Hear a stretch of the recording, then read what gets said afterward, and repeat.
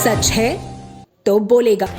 पड़ोसी द्वारा पीड़ित मंजू देवी के जमीन पर जबरदस्ती अवैध कब्जा किया जा रहा है। इसी संदर्भ में नेत्रहीन मंजू देवी अपने बेटे के साथ जिलाधिकारी कार्यालय पहुंची और जिलाधिकारी से मदद की गुहार लगाई। मंजू देवी ने कहा कि हम जिलाधिकारी से मिलने आए हैं, हमें कहीं से भी न्याय नहीं मिल रहा था, इसीलिए हम जिलाधिकारी से मिलने आए हैं। मंजू देवी के पड़ोसी होरीलाल के द्वारा मकान हड़पा जा रहा है। ग्राम बही की रहने वाली मंजू देवी ने कहा कि होरीलाल संपूर्णानंद संस्कृत विश्वविद्यालय में गवर्नमेंट नौकरी करता है और उसके बावजूद भी हमारा मकान हड़प रहा है। हमने 112 नंबर पर भी सूचना दी है, लेकिन हमारी कोई भी मदद नहीं कर रहा है और ना ही हमारी कोई सुनवाई हो रही है। सिंधुरा थाने वाले कहते हैं कि तुम कहीं भी जाओ, हमसे बढ़कर कोई कानून है ही नहीं। वहीं पीड़िता का कहना है कि हम बस यही चाहते हैं कि होरीलाल के द्वारा जो मेरा मकान तोड़ा गया है उसे बनवा दिया जाए और मेरे साथ न्याय किया जाए। हमारा नाम सर मंजू देवी है। मंजू जी, फिर आज आप कहाँ पर आई हैं? ये डीएम साहब के यहाँ आए हैं ये कि मतलब हमें कहीं से भी तो न्याय मिल जाए। क्या हुआ है? वो होरीलाल मौर्य, हमारा मकान कच्चा बना हुआ था नवीन पर्दी में, वो जबरदस्ती ग्राम भई, थाना सिंधोरा, तहसील पिंडरा है। होरीलाल कौन है? वो पटीदार है, संस्कृति संपूर्णानंद में सरकारी नौकरी करता है। थाने होने गई? सब 110, 76 और 112 पर कहीं कुछ नहीं हुआ। वो सब बोलते हैं, फोन थाने वाले फ़ोन किए कि हमसे बढ़कर कोई कोर्ट नहीं है। कौन थाने से? सिंधोरा थाने से। नाम क्या है? अब वो नाम तो नहीं पता, लेकिन हरिकेश सिंह थे करके कोई सी दरोगा। कहाँ के दरोगा? वो सिंधोरा के ही थे।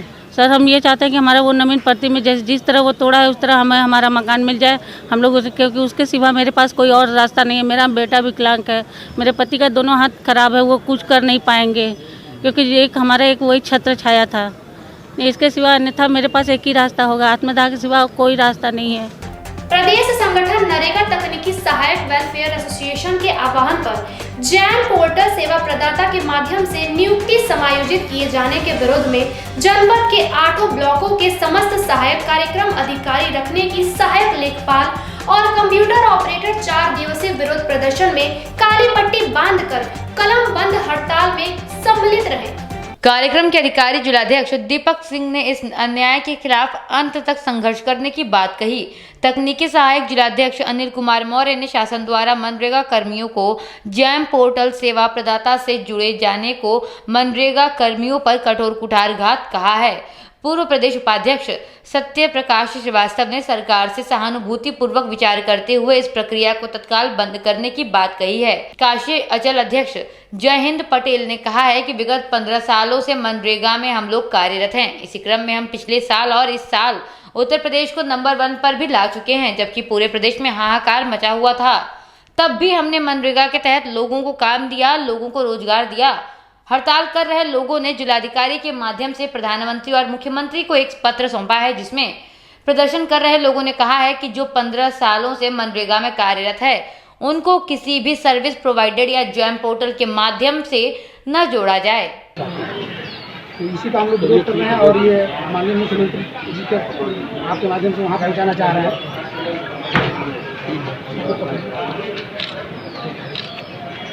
मेरा नाम जय हिंद पटेल है, मैं काशी अंचल अध्यक्ष हूँ।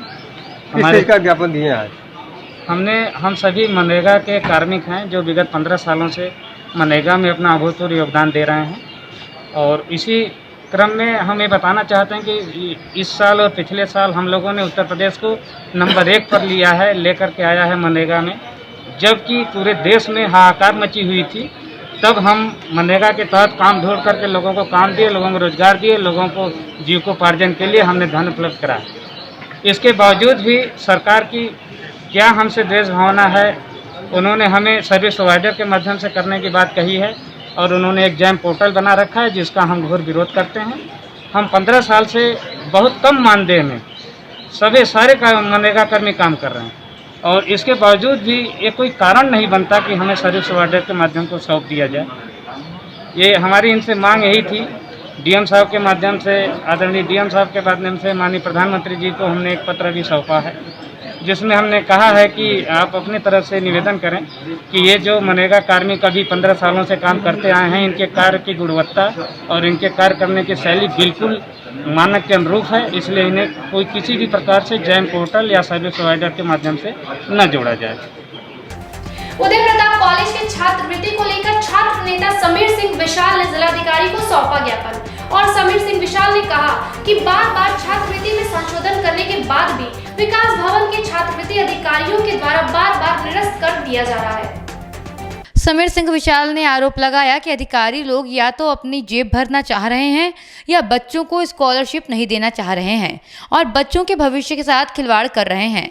समीर सिंह विशाल ने कहा कि ये आम छात्रों की आवाज़ है, आम छात्रों की आवाज़ को हम लोग दबने नहीं देंगे। सभी छात्र नेता मिलकर के सभी छात्रों की आवाज़ बनेंगे और उनकी आवाज़ को जरूर उठाएंगे और सभी बच्चों को स्कॉलरशिप अवश्य दिलाएंगे। इसी संदर्भ में आज यूपी कॉलेज के छात्र संघ महामंत्री ने जिलाधिकारी को ज्ञापन सौंपा है। वहीं जिलाधिकारी ने भी आश्वासन दिया है कि इस पर हम लोग अवश्य कार्यवाही करेंगे। मेरा नाम समीर सिंह विशाल है, छात्र नेता यूपी कॉलेज। समीर जी, फिर आज आप कहाँ पर आए थे, क्यों आए थे? आज हम डीएम साहब से हम लोग मिलने आए थे। ये छात्रवृत्ति की जो समस्याएं हैं कि जी यूपी कॉलेज से आए थे हम लोग। छात्रवृत्ति की समस्या ये थी कि बार बार संशोधन करने के बाद भी यहाँ से विकास भवन के अधिकारियों के द्वारा बार बार निरस्त कर दिया जा रहा है। बार बार इन लोगों की तरफ से ऐसा कर दिया, या तो ये लोग अपनी जेब भरना चाह रहे हैं या तो बच्चों को स्कॉलरशिप नहीं देना चाहते या बच्चों के भविष्य के साथ खिलवाड़ करना चाहते हैं।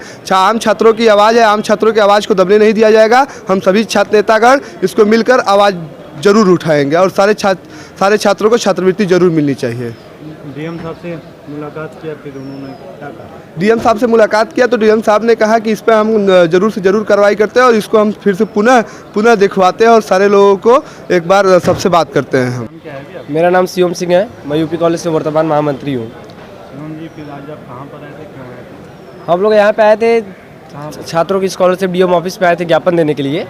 विकास भवन के जो अधिकारी है या कॉलेज प्रशासन के जो हमारे अधिकारी लोग हैं, वो लोग छात्रों की छात्रवृत्ति नहीं देना चाह रहे हैं।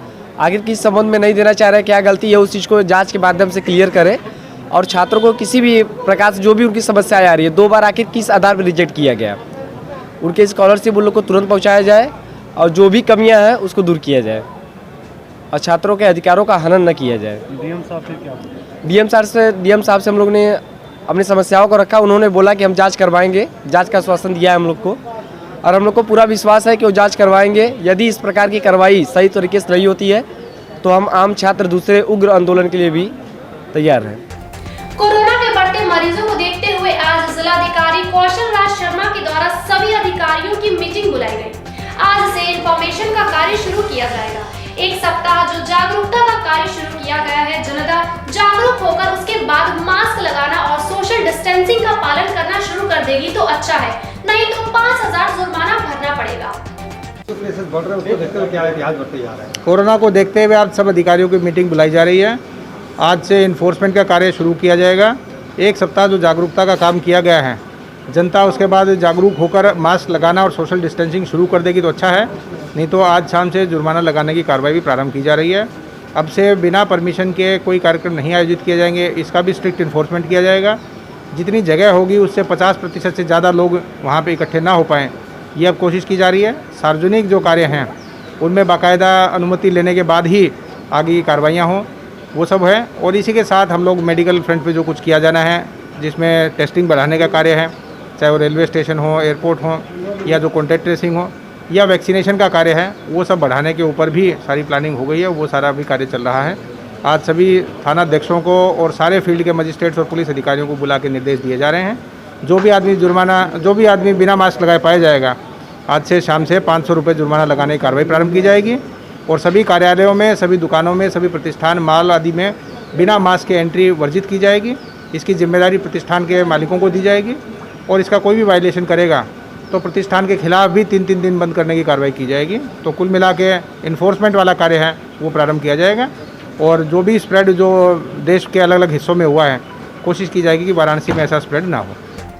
प्रदेश सरकार के कार्यकाल को 4 साल पूरे होने के उपलक्ष्य में बीजेपी के कार्यकर्ता बूथ स्तर पर घर घर जाकर प्रदेश सरकार की उपलब्धियों को लोगों को बताया जा रहा है और घर घर जाकर लोगों को योगी सरकार के 4 साल के कामों का रिपोर्ट कार्ड भी दे रहे हैं।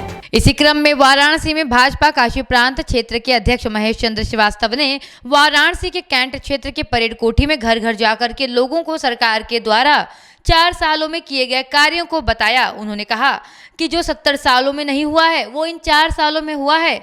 हमारे बीजेपी के कार्यकर्ता एवं बूथ के अध्यक्ष घर घर जाकर के मुख्यमंत्री योगी आदित्यनाथ के द्वारा किए गए कार्यों को जन जन तक पहुंचाने का कार्य भी कर रहे हैं। आज का ये जो कार्यक्रम है 4 वर्ष शासन से पूरा होने के बाद उत्तर प्रदेश में, तो इसके बारे में क्या कार्यक्रम आप करने जा रहे हैं और क्या पार्टी की तरफ से दिखाने?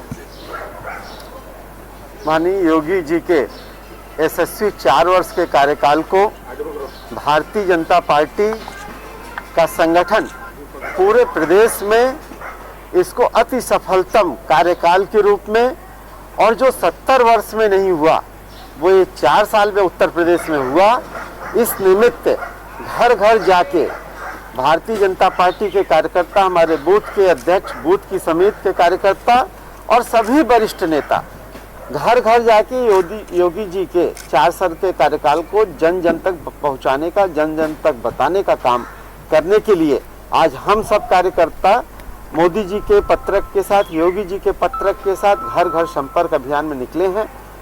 उत्तर प्रदेश के हर जिले में, हर बूथ पर यह कार्यक्रम हो रहा है। काशी क्षेत्र के 28,189 बूथों पर आज ये कार्यक्रम 25 और 26 तारीख को मनाया जाएगा, इसलिए हम सब निकले हुए हैं।